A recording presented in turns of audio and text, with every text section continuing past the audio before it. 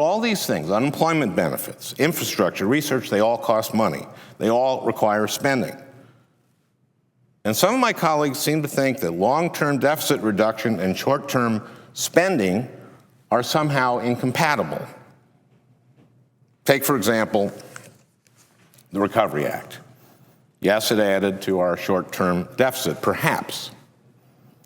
But imagine where our economy would be now if we hadn't enacted it. Now, I know some of my colleagues will say, well, the stimulus package was a failure. The president said that unemployment would hit 8% if we didn't enact the stimulus package, and unemployment has been near 10% for months. Well, yeah, but there are a couple possibilities here. Either the stimulus package was a failure, or the recession left by the Bush administration was even worse than his advisors thought it was when President Obama said that. When President Bush left office, we were bleeding jobs. We lost about 800,000 jobs in that last month of the Bush administration, about 750,000 the first month of the President Obama's administration. We lost 4.4 million jobs in Bush's final year in office.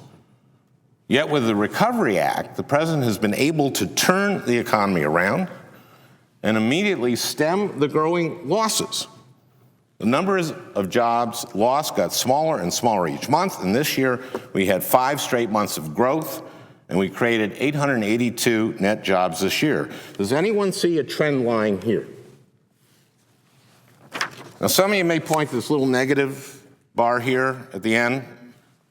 That's primarily a result of losing some temporary census jobs. But if you look at only the private sector, we actually saw a net increase in jobs in June. And imagine what this would look like without the Recovery Act.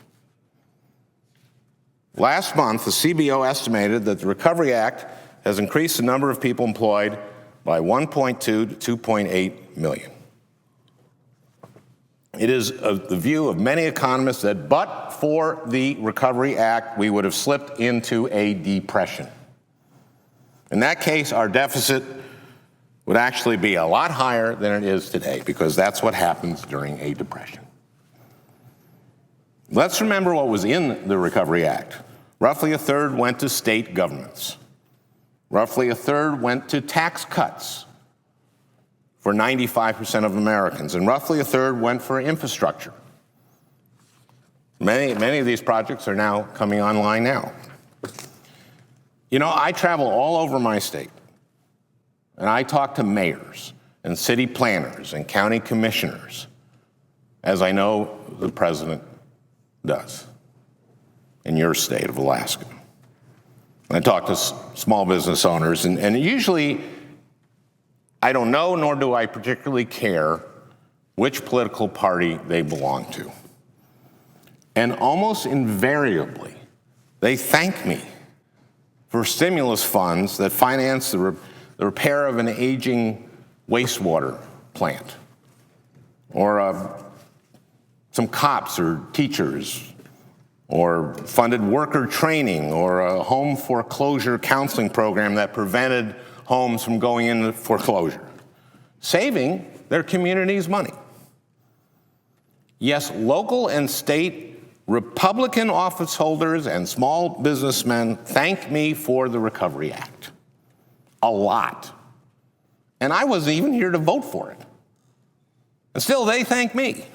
And you know what? After they thank me, they say more. They ask for more. We have an economic crisis on our hands. Congress should be making investments that provide the highest returns on investment and can be, at the same time, stimulative to our economy. Now is not the time to stop investing.